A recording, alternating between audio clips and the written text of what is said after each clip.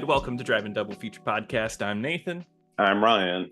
And this is the podcast where we record 2 episodes a week every Tuesday and Thursday. But before we get into this week's episode, if you head over to our Patreon, patreon.com/Driving Double Feature Podcast, you may or may not find great content. Who knows? It's a mystery bag. So if you want to figure out the mystery, is our content on Patreon good or not? Check it out. You never know. It's only $5 a month and you help support the channel, even if it's garbage. But moving into this week's episode, we are doing another recommendation. We are talking about 84C MoPic, also known as 84 Charlie MoPic. Whatever. I think Tubi has it as the 84 Charlie name. You can see it in a bunch of different ways. It's also known as Platoon 2 in the Philippines, which is really funny, actually. But this is a 1989 movie directed by Patrick Sean Duncan.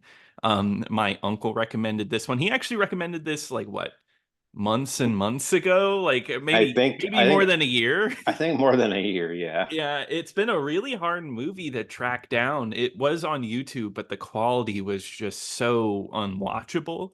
But I guess it just showed up on Tubi, and the quality's actually pretty good on it. I've seen some pretty awful quality movies on Tubi. So I was surprised to see it, so we had to pick it for this movie, or for this episode. This is an early found footage movie. It is found footage. I think at the time they probably would have called it a mockumentary more than anything, because it is from a first-person recorded angle of somebody following a platoon in Vietnam doing whatever you call it, a tour as they go through the bushes and stuff. And yeah, and then in the end, I'm going to spoil it because the whole time I was kind of like, oh, this is a mockumentary. That's all this really is. No, the cameraman does die in the end, so that does make it a found footage movie, right? Well, yeah, I mean the part that makes it a found footage movie for me, even besides that point, is that the cameraman is a character in the movie. Yes, that is true. Yeah. So I mean, it's never like a mockumentary where it's like they're talking into the camera, and it's like obviously they're doing like a documentary style filming. It's like, oh no, this is like guerrilla style filmmaking. They film the character because they even call him MoPic. Yes, they call him MoPic. That's like his nickname in the movie. And they're like, MoPic, what's that? Oh, like a motion picture. What's that? Yeah. Yeah, they didn't have those during Vietnam. Yeah, it's crazy how everything changed after Vietnam. Or they were gone for so long that they forgot what a motion picture was. Yeah. But we have this whole troupe and we get to love them, right? Such lovable characters. We got LT, we got Easy, we got Pretty Boy, Hammer, Cracker, OD, and MoPic. And they're pretty much played by, almost all of them are played by non-actors. There's a few people like Richard Brooks who shows up, who's kind of a character actor. And then I think it's Cracker is played by the guy who's like in the Transformers movies, like the general from the Transformers movies. My favorite character from the Transformers movies. I know him because at Universal Studios, the Transformers ride, he's like the main guy who talks to you in the line. So you're like, 84C MoPic. Yeah, and the 80. I'm waiting for Universal to do an 84C MoPic ride. That sounds really awful, actually. Yeah, no, it'd be pretty fine. Like it'd have like a little jungle play set or something. The gift shop for 84C MoPic. You buy like an overpriced copy of the DVD in the gift shop. Yeah, that's what I always. I mean, that's a side rant, but like they always have like the movie for sale. Like you could buy the movie here for only like $40. Yeah, I remember that specifically for Shrek 3D, like the gift shop having copies of Shrek, but they were just so expensive. I mean, I already own Shrek at home, so why would I get this anyway? That was a good movie. That was a good ride. Let me see what the movie's like. Yeah, I mean, sure, somebody was like that. I'm dead sure. I mean, and that's a side thing too, because Shrek 3D is on Netflix. That ride doesn't even exist anymore.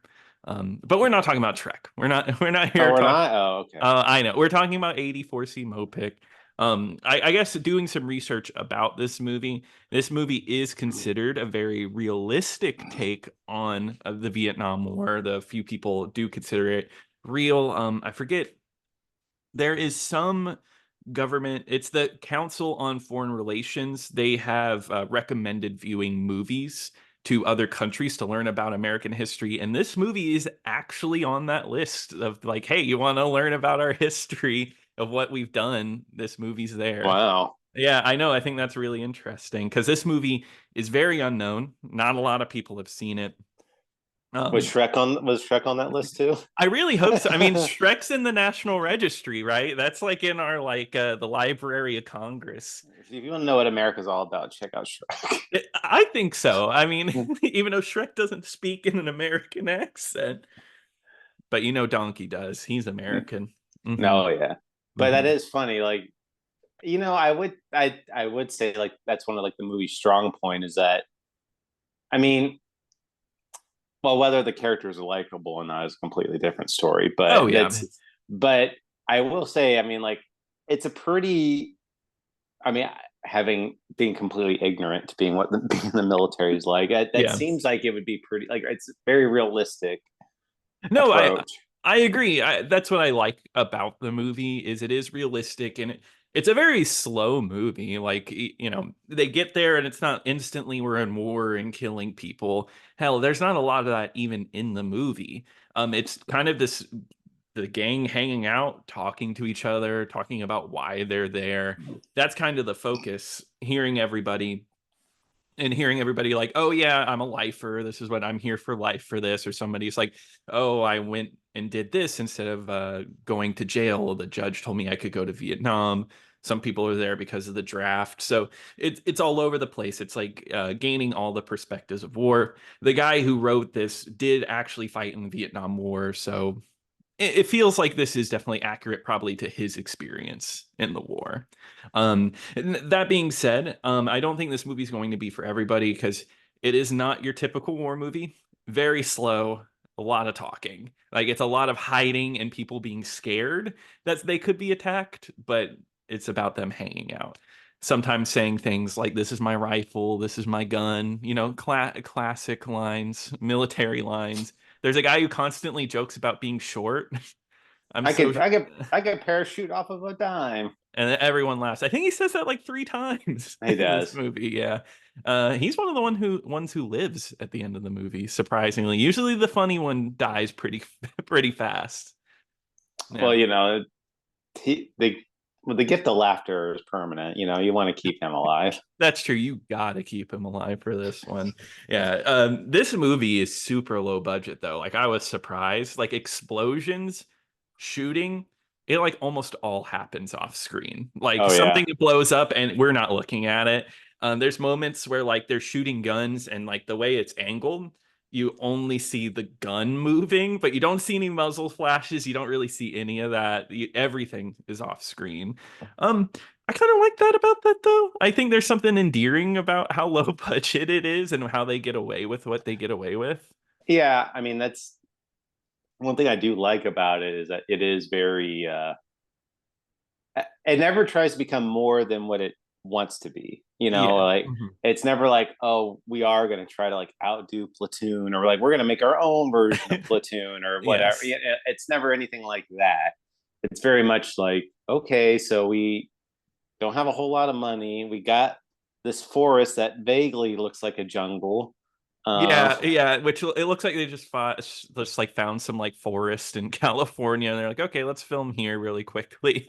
right, and but it's very much just like, okay, let's how can we make this a good movie with what we have, because we don't Hmm. have money. So Yeah, exactly. And I do think they accomplished that. Like it's knowing what your limitations are and working with those limitations. Because I feel like a movie like this could have had huge aspirations, like you said, like Platoon, and then it just completely fail and become like something to make fun of. And I don't really think this is even that. I think it takes itself very seriously. It's a very serious movie. Um, I wouldn't say it was a fun watch, but that's not a bad thing. It's no, yeah, I mean, yeah, there's a lot to admire about this movie, yeah. but I mean, spoiler, would I recommend it? I probably wouldn't, because Yeah, it's a little too slow for my taste. I get that. Yeah. And I was there's a lot of scenes where they're just kind of talking about the situation type of thing, and I was just, I don't know, I was wanting a little more personality in this one. Yeah, because there are a lot of characters that do fall to the wayside, right? Like I remember the comedian. I kind of remember Cracker, who's because he has an interesting back like dialogue where he's like from the South, but the leader of their troop is a black man. And then like the cameraman's like, "Oh, well, how do you feel about a black man leading you?" And he's just like, "No, this is my brother. You could task me that outside of here, but in this war, he's the best man. He is my Yeah, best friend." There's some good moments like that, good character I, moments. that was probably like the scene where I remember the most, like or like the Yeah. monologue, because he goes like kind of like on a monologue, like talking about, he's from the South, and like you said, like the especially during that time, like how like the civil Yeah, in rights and thing Vietnam. were such a big thing, like in America.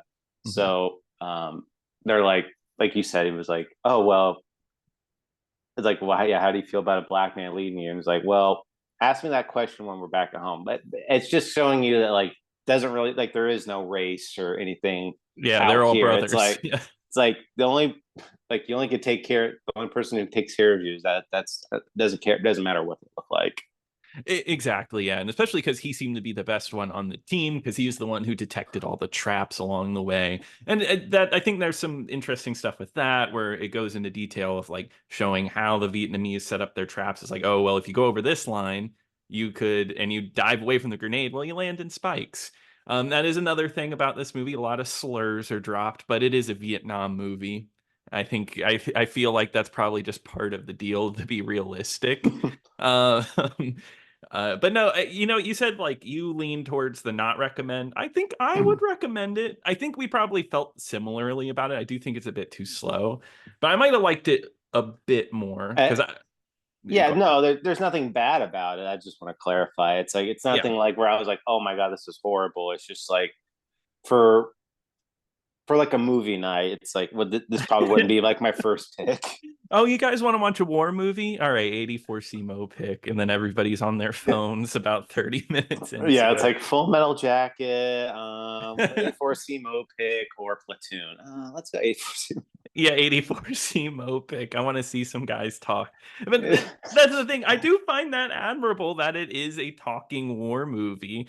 Like, how many movies like that exist? There's really not many. Like, war movies, when you think of war movies, you usually think of huge, gigantic, like epics. Like, I see a bunch of explosions, shooting, and I feel tense, like Saving Private Ryan or something like that. Forrest Gump. Forrest Gump. I mean, I would say Forrest Gump has more production value in It its war does. scenes. So, It does. yeah, so like this is definitely low key, which is really I find that very admirable and interesting.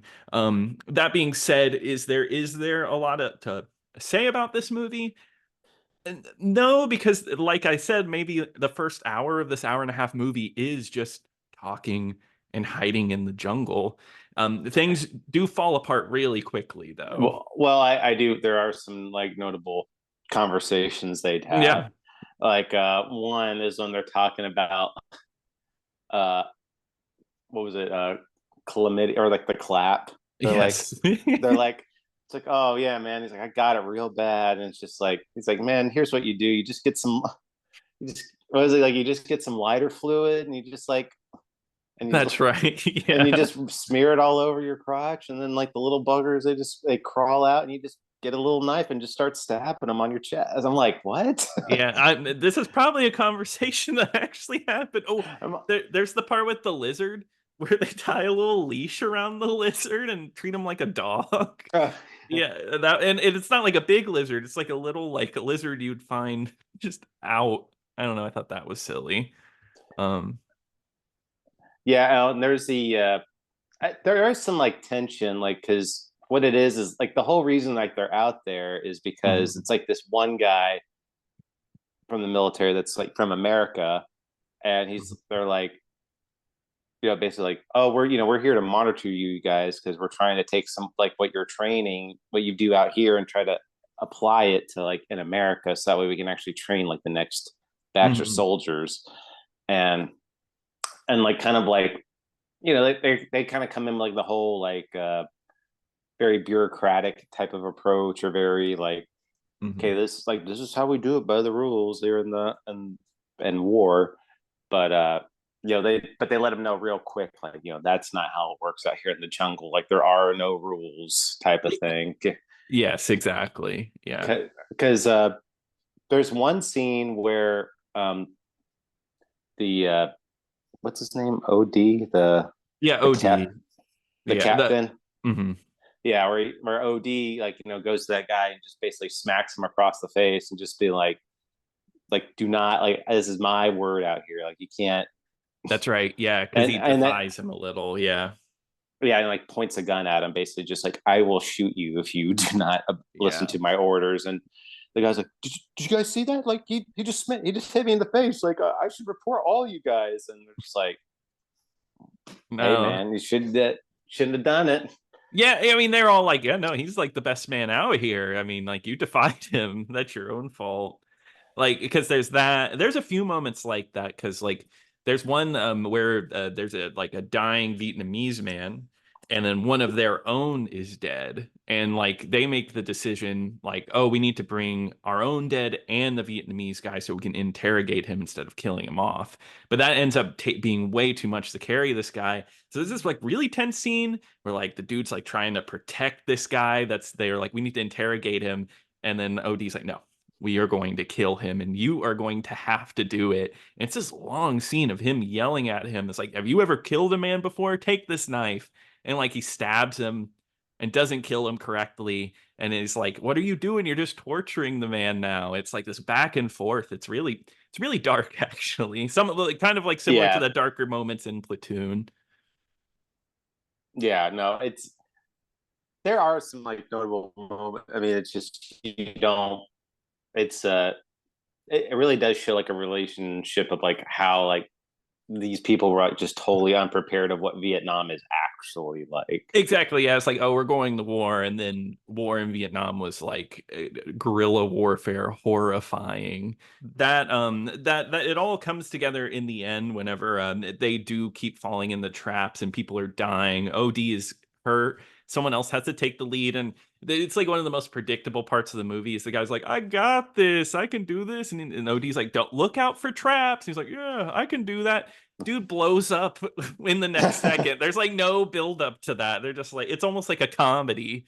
Just like, oh, he's dead now. And then they're all really hurt. They end up at a village waiting for a helicopter.